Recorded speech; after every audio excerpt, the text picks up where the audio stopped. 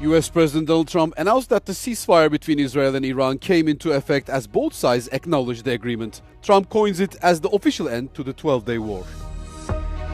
The Japanese military announced that it had conducted a missile test for the first time on the country's own territory. US President Donald Trump has announced in a social media post that a ceasefire between Israel and Iran came into effect on Tuesday morning.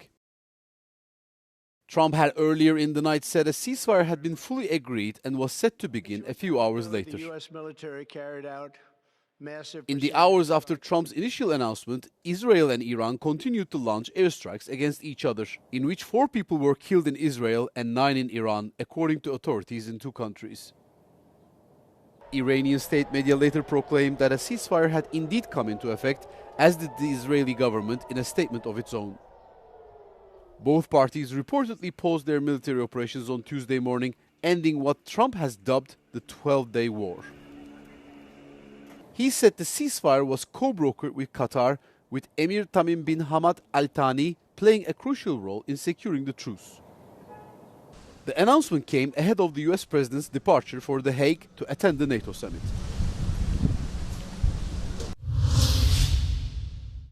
The European Union and Canada agreed on a new security and defense partnership on Monday and launched talks on a digital trade deal. The summit in Ottawa came amid global uncertainty over Washington's policies, falling between last week's G7 meeting and this week's NATO summit. For years, for decades really. Canadian Prime Minister Mark Carney said that with the world order under threat, Canada now looks first to the European Union. European Council President Antonio Costa called it a powerful political statement, taking the partnership to a new level. The new security deal enables joint work on crisis management and cyber threats, marking a first step for Canada to access the EU's substantial defense procurement fund. The 2 sides also launched formal talks on a digital trade agreement to facilitate data flows and cooperate on artificial intelligence.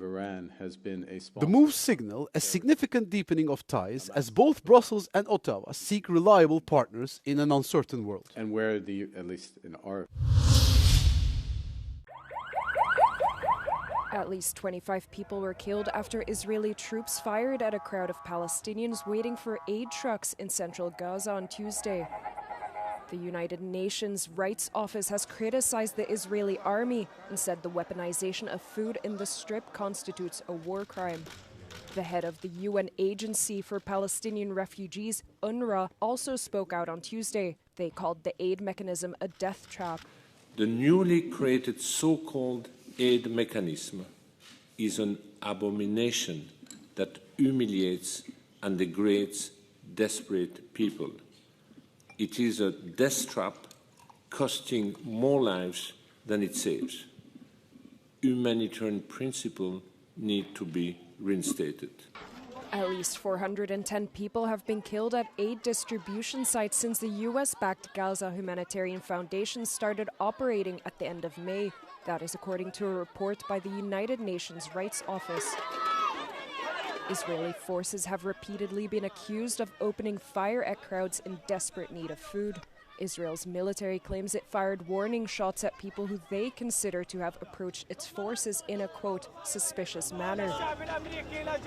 The UN Rights Office called for an urgent and impartial investigation into each of the killings and urged Israel to allow the entry of food and aid into the Strip. The Japanese military announced that it had conducted a missile test for the first time on the country's own territory. Around 300 soldiers took part in the exercise hosted by the Ground Self-Defense Force's 1st Artillery Brigade. Officials said they fired at an unmanned boat about 40 kilometers from the island of Hokkaido. The test was conducted as Japan accelerates its military build-up to acquire strike-back capabilities as a deterrent to China. Nearby China has increased its number of medium-range ballistic missiles capable of striking US military bases in Japan, according to the Pentagon. North Korea has also carried out missile tests which sent short-range ballistic missiles into the Sea of Japan. Later this year, Japan intends to deploy long-range cruise missiles, including Tomahawks.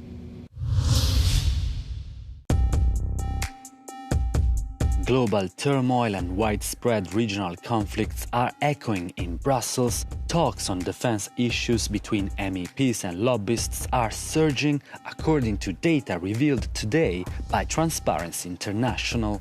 From June 2024 to June 2025, there was a total of 197 meetings between authorities and defense firms, consultants and trade associations. That's nearly 3 times as much as the entire previous EU mandate, when only 78 such talks took place, Transparency told Euronews. German MEPs and rapporteurs were the most engaged, with 55 meetings. Bulgaria places second with 19, followed by Spain, Finland, Italy and Denmark.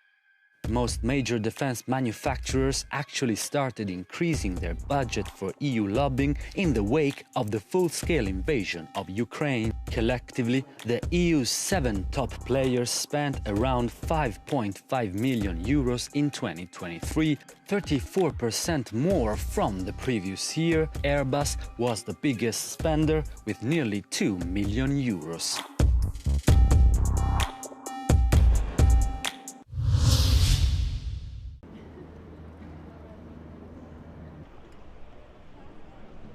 It's unprecedented. American conservative organizations close to the MAGA movement have been lobbying MEPs. At least that's according to a new report by anti-corruption group Transparency International EU. MEPs, mainly non-aligned or members of the far-right group Europe of Sovereign Nations, are said to have met with conservative organizations such as Republicans for National Renewal and the Heritage Foundation. Usually those are organizations that are very much stand for quite climate skeptic position, and they lobby for fossil fuel, for example. And of course, also they're very much against the whole tech regulation that the EU has adopted in recent years, such as the European Digital Markets Act and Digital Services Act. And one of the sort of the main topics that you can actually see directly into the meetings is issues around free speech. So they say we defend free speech, so we cannot have this regulation. ADF International, a US-based Christian anti-abortion organization, is also increasingly active in the European Parliament, according to the report. Although abortion is not a European competence and falls to the member states, these organizations are reportedly trying to influence national debates via MEPs. It's an organization that is sort of ultra-conservative Christian that lobbies for against abortion. And this is also a subject that now appears in the MEP meetings that didn't exist before, because they're now trying to push or to convince MEPs to adopt anti-abortionist stance. And they have, of course, also a much more favorable ground given the results of the last election. The report identifies around 20 meetings between MEPs and these American conservative organizations. But let's put things into perspective. In total, over 30,000 meetings between MEPs and lobbyists were recorded in 1 year. Of the 20 most active organizations in the European Parliament, 15 represent commercial interests, with a very active presence from the fossil fuel sector. Only 5 represent NGOs.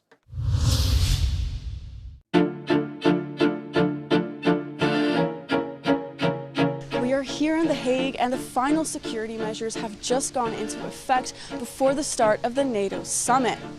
Here in the city center, life continues as normal. Shops and restaurants are open, and as you can see, people are roaming the streets freely.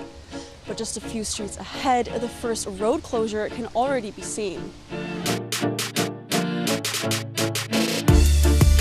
This is Zeestraat, a popular street leading into the city center of The Hague, before the next few days completely closed off to the public.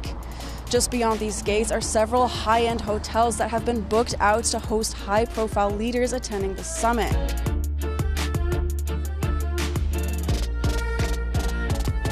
This is the biggest security operation that the Netherlands has ever conducted. 27,000 police officers have been deployed, as well as 5,000 soldiers. The last time the country hosted a summit at a similar scale was the nuclear summit in 2014, which cost 24 million euros. This one is expected to cost over 180 million euros, quite a bit more. As we come closer to the summit venue, we begin to notice the major disruptions that the residents of the surrounding areas are facing. But the real deal is here at the World Forum, where the summit is taking place. People that live within the security boundaries have to pass through checkpoints like these anytime they want to enter or exit. At this checkpoint, people can pick up their daily newspapers, complete with coffee and croissants.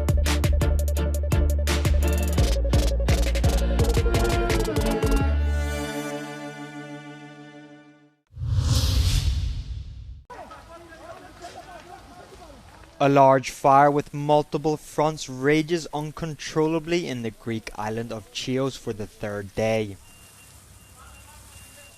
So far, over 65,000 acres have been reduced to ashes, according to unofficial estimates, and a total of 444 firefighters are battling the flames.